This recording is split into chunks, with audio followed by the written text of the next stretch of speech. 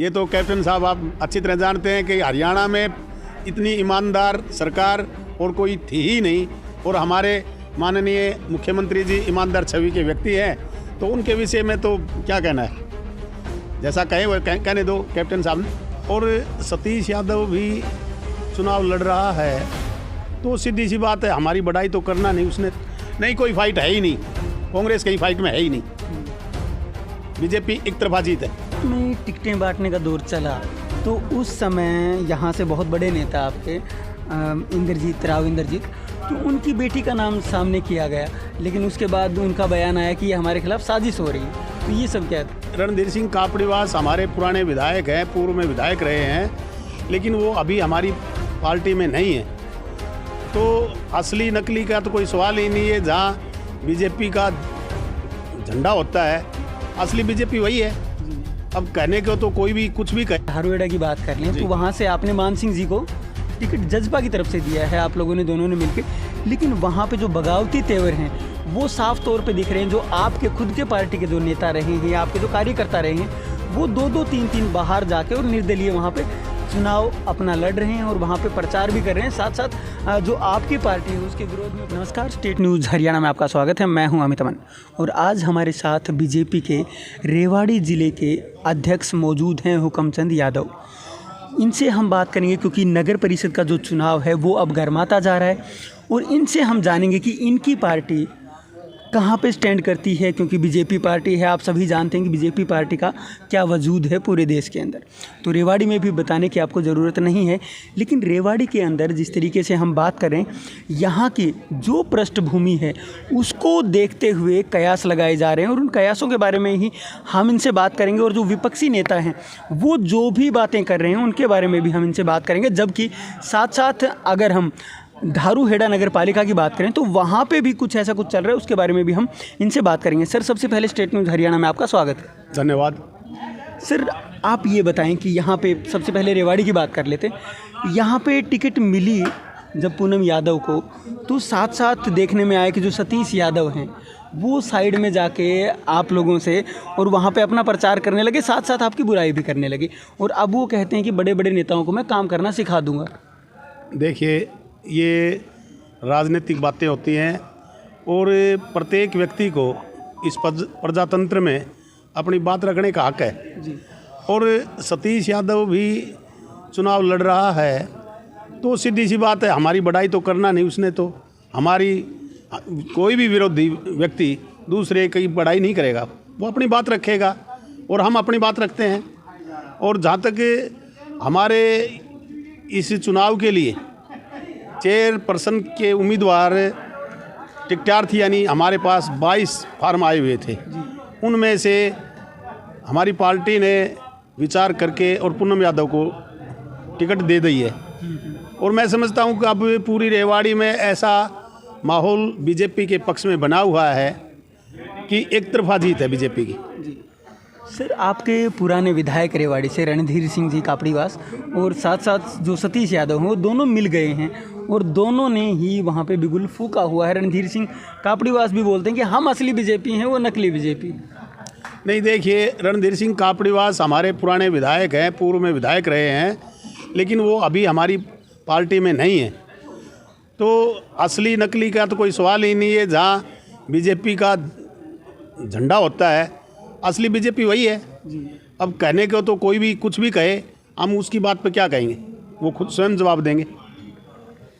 आपने यहाँ पूनम जी को अपना टिकट दिया है, तो इनको लेकर के कितने आश्वस्त हैं? देखिए, पूनम जी को जो हमें टिकट दिया है, पूनम जी वर्तमान में पार्षद हैं, उनके पतिदेव पूर्व में पार्षद रह चुके हैं, इनकी एक ईमानदार छवि है, ये काम करने वाले व्यक्ति हैं, और निश्चित रूप से हम समझ रहे हैं कि एक जिस प्रकार इनकी छवि है उसी प्रकार इनको वोटें भी मिलेंगी और विजयी निश्चित है। जब शुरुआत में टिकटें बांटने का दौर चला तो उस समय यहाँ से बहुत बड़े नेता आपके इंद्रजीत राव, तो उनकी बेटी का नाम सामने किया गया, लेकिन उसके बाद उनका बयान आया कि ये हमारे खिलाफ साजिश हो रही है, तो ये सब क्या था?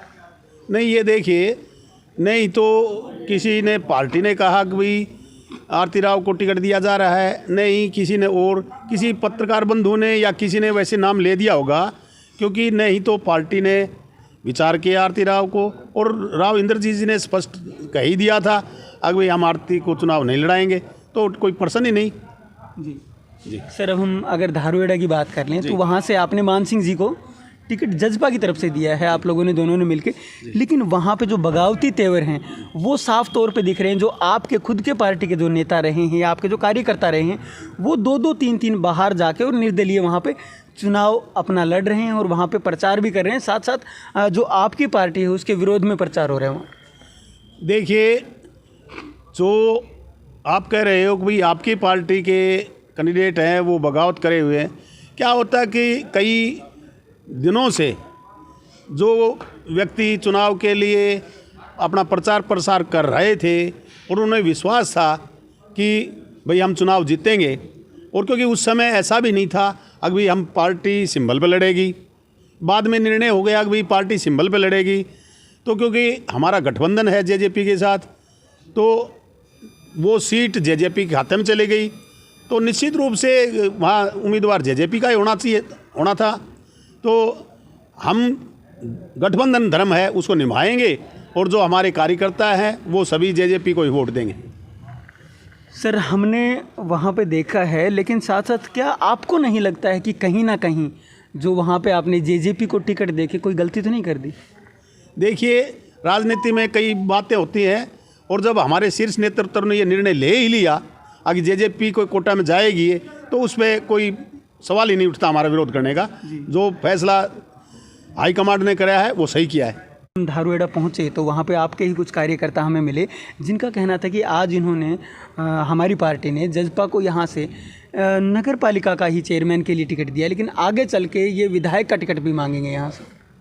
देखिए, राजनीति में ऐसा होता रहता है, और जब हम गठबंधन की सरकार चला रहे हैं तो गठबंधन में जैसा भी आएगा, जैसा भी मसौदा तैयार होगा, वो हाईकमांड का फैसला जो आएगा वो हम करेंगे। हाईकमांड ने करना, हमारे हाथ में कुछ नहीं है ये बात। तो यहाँ पे जो आपके स्टार प्रचारक हैं वो कौन होने वाले? स्टार प्रचारक वैसे तो हमारी पार्टी में बहुत ज़्यादा हैं, लेकिन मुख्यमंत्री जी भी आ रहे हैं और हमारे प्रदेश अध्यक्ष धनखड़ जी भी आएंगे, और जिन जिन की हम मजबूरी मतलब जो देखेंगे हम भैया आने चाहिए उनको बुला लेंगे। कल ही कैप्टन अजय यादव ने कहा है, जैसा कि आपने अभी बताया कि मुख्यमंत्री जी आने वाले हैं यहाँ पे, तो उनके बारे में उन्होंने कहा कि कोई खास प्रभाव नहीं पड़ने वाला, उनकी छवि तो पहले से ही खराब हो रही है। ये देखिए, इस विषय पे तो मैं क्या बोलने वाला हूँ, ये तो कैप्टन साहब आप अच्छी तरह जानते हैं कि हरियाणा में इतनी ईमानदार सरकार और कोई थी ही नहीं, और हमारे माननीय मुख्यमंत्री जी ईमानदार छवि के व्यक्ति हैं, तो उनके विषय में तो क्या कहना है, जैसा कहे वो कहने दो कैप्टन साहब ने। जी, वो भी ज़ोर शोर से प्रचार करें तो कितना फाइट आपको दे पाएंगे? नहीं, कोई फाइट है ही नहीं, कांग्रेस कहीं फाइट में है ही नहीं जी। बीजेपी एक तरफा जीत है। क्या वहाँ भी आप अपनी जीत मान करके चल रहे हैं अगर धारूहेड़ा की बात की जाए? देखिए, धारूहेड़ा में हम तो यही चाहेंगे भी हमारा गठबंधन का जो उम्मीदवार है वो जीते, बाकी तो पब्लिक ज़्यादा महत्वपूर्ण है वहाँ, तो जैसे भी होगा। सर, स्टेट न्यूज़ हरियाणा से बात करने के लिए आपका बहुत बहुत धन्यवाद। धन्यवाद। तो आपने जैसा देखा कि हमारे जो भी सवाल थे उनका जवाब किस प्रकार से जो जिला अध्यक्ष हैं यहाँ के बीजेपी के उन्होंने दिया है। इन्होंने साफ तौर पे ये कहा है कि हमारी जो जीत है, जैसा कि सभी लोग बोलते हैं वैसा इन्होंने भी जवाब दिया कि हमारी जीत यहाँ से पक्की है, लेकिन जो कटाक्ष का दौर है वो लगातार जारी है और जो गर्मा गर्मी चुनाव के समय पर होती है वो यहाँ भी चलना शुरू हो गई है। लेकिन आगे आगे देखिए ऊँट किस करवट बैठता है और कैसे कैसे रंग बदलता है। नमस्कार, धन्यवाद।